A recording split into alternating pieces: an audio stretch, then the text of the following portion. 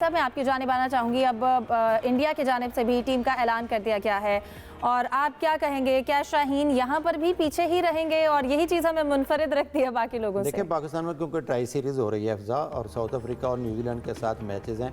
एक साइम अयूब का था कि वो फिट होते हैं या नहीं होते। लगता ऐसा है कि पीसीबी ने इसलिए ताख़ीर की और इन मैचों में आजमाना चाहते हैं अपने मुख्तलिफ कम्बिनेशन को। फिर शायद क्योंकि इन्होंने नाम तो दे दिए आईसीसी को रूल्स के मुताबिक। जहाँ तक अपने इंडियन स्क्वाड का ऐलान किया है तो वहाँ भी फिटनेस मसाइल दरपेश थे। ख़ास तौर पर जसप्रीत बुमराह को देखना चाहते थे और उनके मुतबादल के तौर पर हर्षीत राणा को उन्होंने लिया।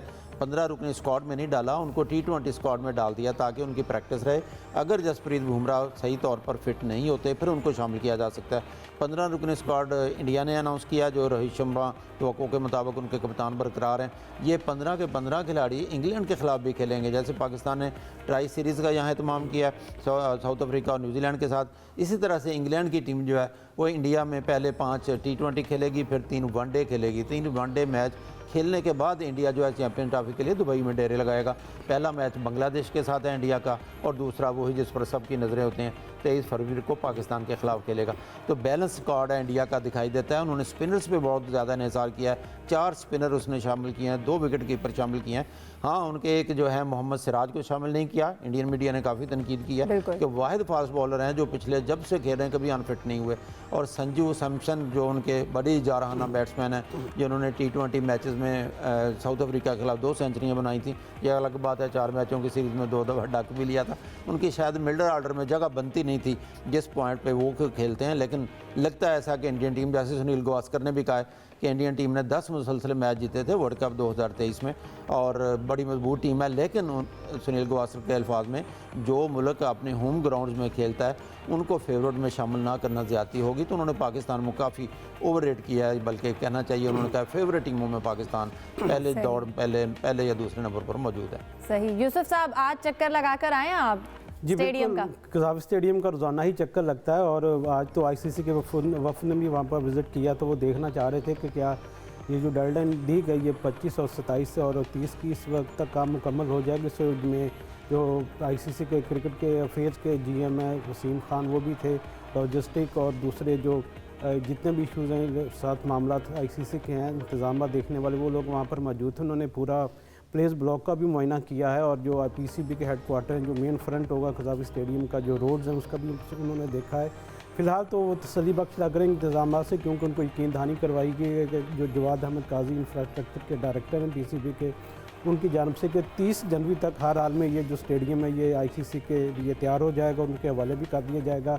यहाँ पर सबसे पहले मैचेस होंगे न्यूजीलैंड और साउथ अफ्रीका के, पाकिस्तान के, ये 3 मुल्क की सीरीज़ के। इससे पहले इसकी एक लॉन्चिंग भी करवाने का प्लान किया गया। उस लॉन्चिंग के लिए हमें जो ज़राए ने कन्फर्म किया है कि वज़ीर-ए-आज़म शहबाज शरीफ को भी इन्वाइट किया जा रहा है। उनको 2 जगह पर इन्वाइट किया जाएगा, एक जो कज़ाफ़ी स्टेडियम की लॉन्चिंग सेरेमनी होगी वहाँ पर, और एक जो आईसीसी चैंपियन ट्रॉफी की ओपनिंग सेरेमनी होगी वहाँ पर। दोनों में से देखते हैं किस जगह पर वो अपना टाइम निकाल पाते हैं। तो बुनियादी तौर पर अच्छी ट्रैक की तरफ जा रहा है पाकिस्तान क्रिकेट बोर्ड, क्योंकि कज़ाफ़ी स्टेडियम मेन है। यहाँ पर सबकी नज़रें हैं कि इतना बड़ा स्टेडियम इतने कम वक्त में कैसे तैयार हो सकता है। ख़ासतौर इंडियन मीडिया को तो आग लगी हुई है कि वो किसी तरीके से हमारी पाकिस्तान की मुखालफत करें और इसी चैंपियन ट्रॉफी के हवाले से रोडे अटकाएँ। तो उनके लिए पैगाम है कि आप तसल्ली रखें, कज़ाफ़ी स्टेडियम वक्त पर मुकम्मल होगा और यहाँ पर सारे मुल्क की सीरीज़ भी होगी और आईसीसी चैंपियन ट्रॉफी के मैचेस भी यहाँ हम सब देखेंगे। बिल्कुल। अब हम नेशनल स्टेडियम कराची में भी जो है वो ब्रीफिंग दी गई है। मैं पैनल से कहूँगी अगर वो ज़ुबैर नज़ीर के साथ हमारा रब्ता करें, हम उनसे भी जानें कि एक्चुअली वहाँ पर ग्राउंड रियलिटीज़ क्या हैं। लेकिन उससे पहले सलीम खालिक की जानिब चलते हैं। सलीम साहब, कहिएगा, कुछ ख़बर है आपकी, हमने सुना है कि PSL के जो खिलाड़ी हैं उन्हें पाकिस्तान क्रिकेट बोर्ड $1 लाख देगा। क्या वजह है इसकी? क्या बहुत पैसा है पाकिस्तान क्रिकेट बोर्ड के पास? नहीं, देखें, ये पिछले साल एक रूल बना था, बल्कि पिछले साल से भी पहले के जब कभी PSL की ब्रॉडकास्टिंग की आमदनी, नेट आमदनी एक खास हद तक पहुंचेगी तो हर साल $5 लाख उसमें से अलग कर दिए जाएंगे।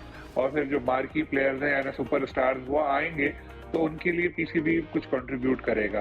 क्योंकि हमने देखा कि 2 लाख या 1,70,000 इस तरह का फ्रेंचाइज किसी प्लेयर पे मैक्सिमम खर्च करते थे। तो पिछले साल के 5 लाख जमा थे, 5 लाख इस साल के जमा थे। पिछले साल उस तरह मिले नहीं। अभी जैसे डेविड वार्नर आए या मिचेल और दूसरे जो आए, तो उनको 1-1 लाख पीसीबी देगा अपनी तरफ से, बाकी फिर वो फ्रेंचाइजी देंगी। तो इससे फायदा ये होगा कि फ्रेंचाइज का जो बजट है वो आउट नहीं होगा। जिस तरह पहले वो जितने पैसे दे रही थी प्लेयर को उतने ही देने पड़ेंगे, लेकिन जो अच्छे प्लेयर हैं उतने पैसों में नहीं आते।